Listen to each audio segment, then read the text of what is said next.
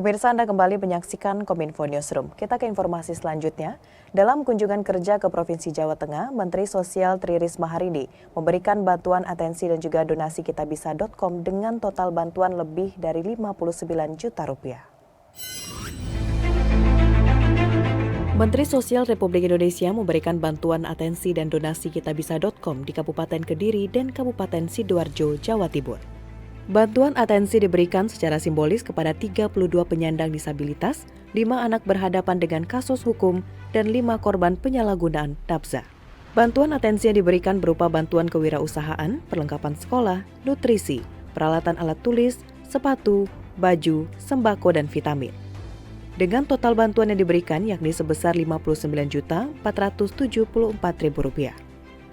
Dengan diberikannya bantuan tersebut, diharapkan penerima manfaat dapat hidup lebih mandiri dan dapat meningkatkan pendapatan ekonomi sehingga lebih sejahtera.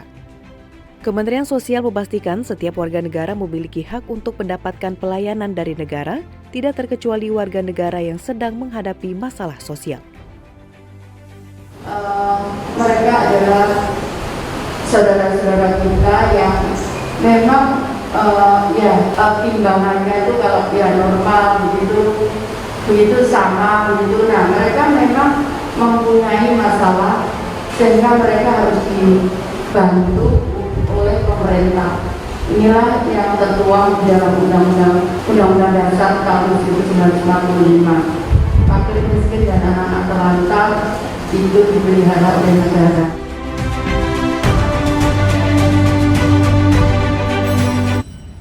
Pemirsa, rangkaian kompetisi sistem pengelolaan pengaduan pelayanan publik nasional resmi digelar Kementerian Pan-RB. Selain bentuk apresiasi, kompetisi ini mendorong motivasi penyelenggara layanan dalam memberikan dan membangun pengelolaan pengaduan yang partisipatif.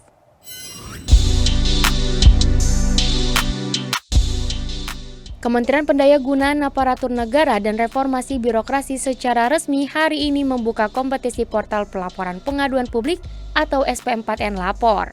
Pembukaan kompetisi dilakukan secara virtual dan dibuka langsung oleh Deputi Bidang Pelayanan Publik Kementerian Pan-RB Diah Natalisa. Para peserta kompetisi ini khusus diperuntukkan bagi instansi pemerintah seperti BUMN, BUMD, dan unit penyelenggara pelayanan publik selaku tuan rumah penyelenggara kompetisi. Meskipun kompetisi kali ini berlangsung di era pandemik, dia berharap dalam segi kualitas dan kuantitas para peserta yang mengikuti kompetisi tetap tinggi, serta mampu memberikan pelayanan yang terbaik bagi masyarakat.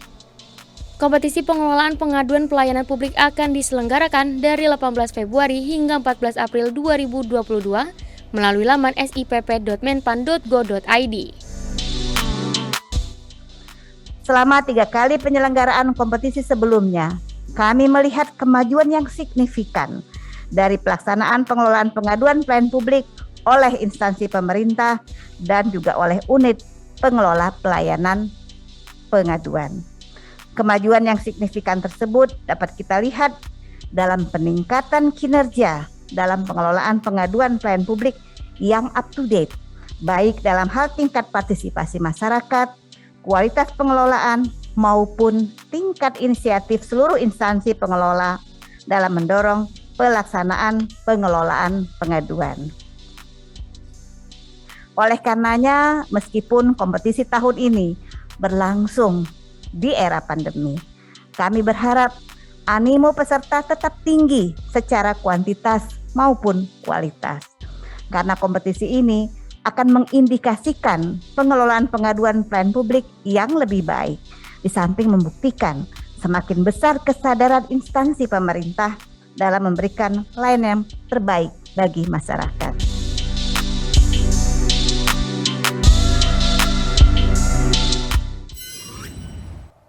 Pemirsa, Kementerian Kesehatan Republik Indonesia saat ini telah menyesuaikan secara otomatis perubahan status warna pada aplikasi Peduli Lindungi khususnya bagi pasien isolasi mandiri.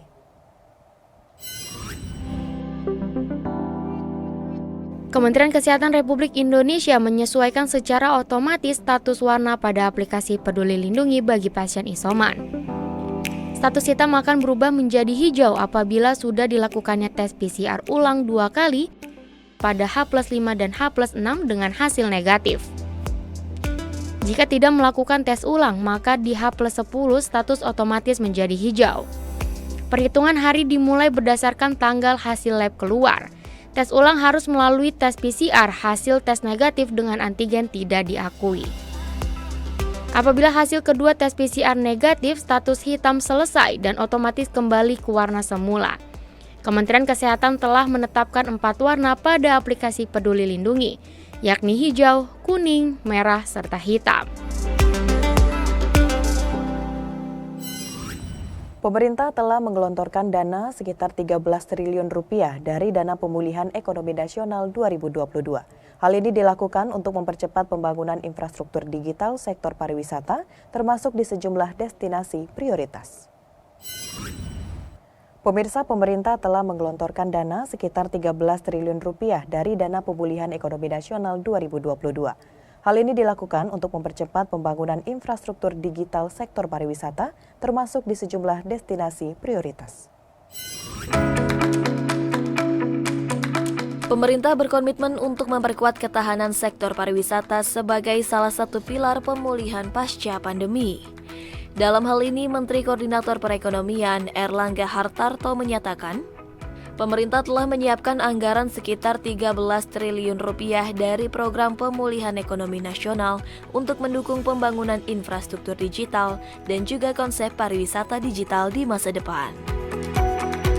Pemerintah juga terus mendorong program pemulihan ekonomi yang anggarannya juga diberikan kepada sektor pariwisata juga, dan di tingkat nasional Dana PEN di tahun 2022 untuk infrastruktur digital dan destinasi prioritas itu kurang lebih envelope-nya sebesar 13 triliun. Diharapkan dengan dukungan mitra internasional dan sesama anggota G20, Indonesia ingin mewujudkan panduan terkait penguatan peran masyarakat dan UMKM sebagai agen perubahan pariwisata. Selain itu, Indonesia juga ingin menjadi pelopor untuk inovasi bersama di G20 guna memulihkan pariwisata melalui metode seamless traveling. Pemirsa, dalam mendukung terselenggaranya MotoGP Mandalika di Lombok, Nusa Tenggara Barat, berbagai sarana transportasi terus disiapkan. Kementerian Perhubungan melalui Direktorat Jenderal Perhubungan Laut tengah mempersiapkan 4 rute pelayaran yang disediakan untuk penonton MotoGP 2022 di Mandalika. Kementerian Perhubungan melalui Dirjen Perhubungan Laut tengah menyiapkan 4 rute pelayaran menuju Mandalika. Kesiapan jalur pelayaran berkaitan dengan penyelenggaraan MotoGP Mandalika. Dirjen Perhubungan Laut Arif Tohang menyebut 4 rute pelayaran mencakup Surabaya Lembar, Surabaya Lembar Waingapu, Beno Lembar Bima, dan Tanjung Wangi Lembar. Selain rute pelayaran itu, Arif Toha juga membenahi Terminal Gilimas di Pelabuhan Lembar, Lombok Barat, sebagai bentuk antisipasi melonjaknya arus penumpang menuju Mandalika saat perhelatan MotoGP berlangsung. Ada beberapa armada kapal yang melayani rute pelayaran apabila memang penumpang berasal dari Jawa maupun dari Bali ya. Untuk dari Surabaya bisa ada rute Surabaya Lembar dengan 2 unit kapal Roro milik Dharma Lautan Nusantara dan 1 kapal Roro milik DLN. Kemudian Surabaya Lembar Waingapu, ini 1 kapal Roro milik PT Pelni. Kemudian ada Benoa Lembar Bima, 1 unit kapal penumpang milik PT Pelni. Dan Tanjung Wangi Lembar, ada 3 unit kapal Roro milik PT ALP. Pemirsa, selain 4 rute pelayaran, sejumlah terminal juga disiapkan guna mengantisipasi adanya peningkatan pergerakan penumpang menuju Mandalika. 1 bulan menuju perhelatan MotoGP di Lombok, Nusa Tenggara Barat, Kementerian Perhubungan Darat menyediakan bus gratis bagi para penonton MotoGP yang akan menuju sirkuit Mandalika.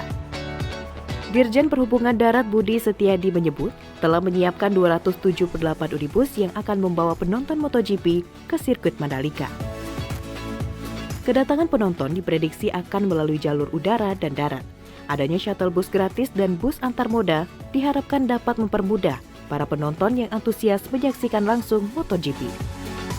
Dukungan shuttle bus dengan anggaran sekitar 5,4 miliar dan peruntukannya kebutuhannya ada sekitar 188 unit, di mana 81 unit bus itu adalah untuk yang dari Kementerian Perhubungan, itu adalah untuk yang bus shuttle di dalam kawasan sekitar Mandalika.